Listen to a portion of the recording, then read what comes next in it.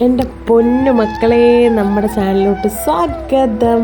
പിന്നെ ഈ ചാനൽ ആദ്യമായിട്ട് ആരെങ്കിലും കാണുന്നുണ്ടെങ്കിൽ ലൈക്ക് ചെയ്യാനും ഷെയർ ചെയ്യാനും സബ്സ്ക്രൈബ് ചെയ്യാനും മറക്കല്ലേ. അപ്പം ഞാൻ ഓർത്ത് ഞങ്ങളിങ്ങനെ ചുമ്മാ വീട്ടിലിരിക്കുകയല്ലേ, നമുക്ക് പുറത്തൊക്കെ പോവാം. അങ്ങനെ ഞാൻ അക്കുവിനെ വിളിച്ച്. അവളാണെങ്കിൽ 2 മണിക്കൂർ താമസിച്ചാൽ വന്നാൽ 2 മണിക്കൂർ ഞാൻ ആ KP റോഡിൻ്റെ സൈഡിൽ വായും പൊളിച്ചുകൊണ്ട് നിന്ന്. പിന്നല്ല വന്നപ്പോൾ മണ്ടത്തലക്കിട്ടൊരു അടിയും കൂടെ ഞാൻ കൊടുത്തു. ഇത്ര എന്നെ പോസ്റ്റാക്കിയതിന്.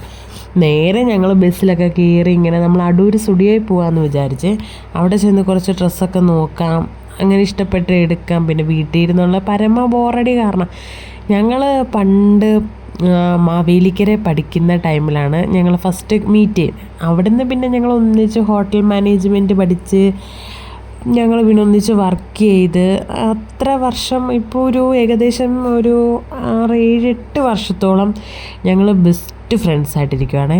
എൻ്റെ എന്ത് രഹസ്യം ഉണ്ടെങ്കിൽ അവളോടും, അവളുടെ എന്ത് രഹസ്യങ്ങളാണെങ്കിൽ എന്നോടും. എൻ്റെ ലൈഫിലെ 99% അവൾക്കറിയാം.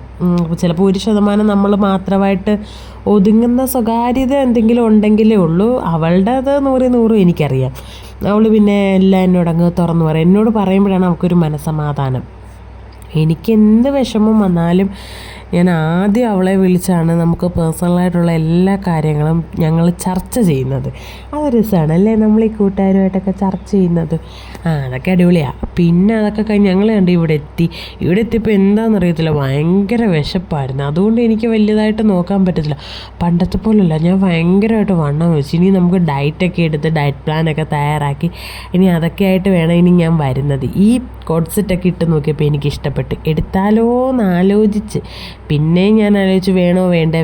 പിന്നെ ഞാനങ്ങ് എടുത്ത് കൊള്ളാമല്ലേ. പിന്നെ പുറത്തൊക്കെ പോകുമ്പോൾ എപ്പോഴും കുർത്തി മാത്രമാകുന്നു, അതൊക്കെ ഇടണ്ടായോ.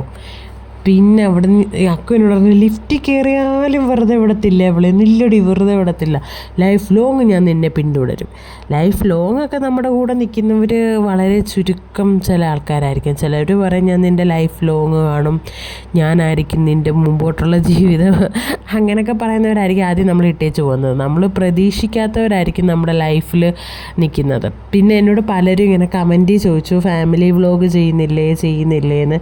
ഫാമിലി വ്ളോഗ് ചെയ്യാൻ നമ്മുടെ ചാനലൊന്ന് കുറച്ചുകൂടെ ഒന്ന് സെറ്റ് ആവാനുണ്ട്. അതൊക്കെ കഴിഞ്ഞ് ഞാൻ ഫാമിലി വ്ളോഗൊക്കെ ആയിട്ട് വരാമെന്ന് വിചാരിച്ച്.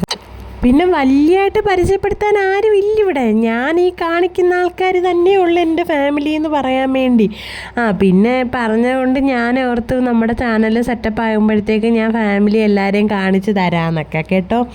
പിന്നാണ് എനിക്കിപ്പോൾ ഭയങ്കര പനിയാണ്. ഞാൻ 2 ഇഞ്ചക്ഷൻ എടുത്തിട്ട് വന്നാണ് ഈ സംസാരിക്കുന്നത്. പക്ഷെ എന്താണെന്നറിയത്തില്ല, എന്നെയും കൊണ്ട് ഞാൻ തന്നെ അങ്ങ് പൊറുതി മുട്ടി കേട്ടോ. വേറെ ആരും പുറത്തും മുട്ടുന്നില്ലല്ലോ, അത് തന്നെ വലിയ കാര്യം.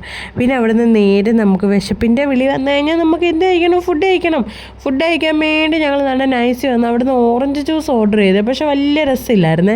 പിന്നെ അതന്നല്ല, അവർ നമുക്കൊരു 1 മണിക്കൂറോളം പോസ്റ്റ് അടിപ്പിച്ച് ബിരിയാണി തരാമെന്ന് പറഞ്ഞാൽ ലാസ്റ്റ് ഘട്ടത്തിൽ വന്നിട്ട് പറയുവാന്നേ അവിടെ ബിരിയാണി തീർന്നു പോയെന്ന്. അപ്പോൾ നമുക്ക് ദേഷ്യം വരത്തില്ല. ഞാൻ പിന്നെ എന്തൊക്കെയോ ദേഷ്യപ്പെട്ടിട്ടാണ് ഇറങ്ങിയത്. എന്താണെന്നറിയത്തില്ല, ഈ ഇടകൊണ്ട് എനിക്ക് ഭയങ്കര ദേഷ്യമാണ്. ഇച്ചിരി ദേഷ്യം കുറയ്ക്കണം, പെൺപിള്ളേരല്ലേ.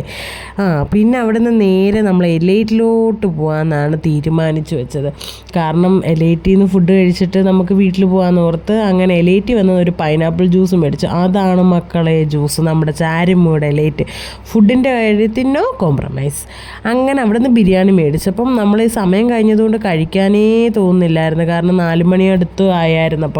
അപ്പോൾ ഞാനും അവളും കുറച്ച് കഴിച്ച് ബാക്കി നമുക്ക് വേണ്ടായിരുന്നു. അപ്പോൾ ആ ചേട്ടൻ പറഞ്ഞു ഒരെണ്ണം മേടിച്ചാൽ പോരായിരുന്നു, മതിയായിരുന്നു. പിന്നെ അക്കുവിൻ്റെ ചേട്ടൻ വന്നു. അപ്പോൾ അക്കുവും ചേട്ടനും കൂടെ എന്നെ വീട്ടിൽ ഡ്രോപ്പ് ചെയ്യാമെന്ന് പറഞ്ഞ്.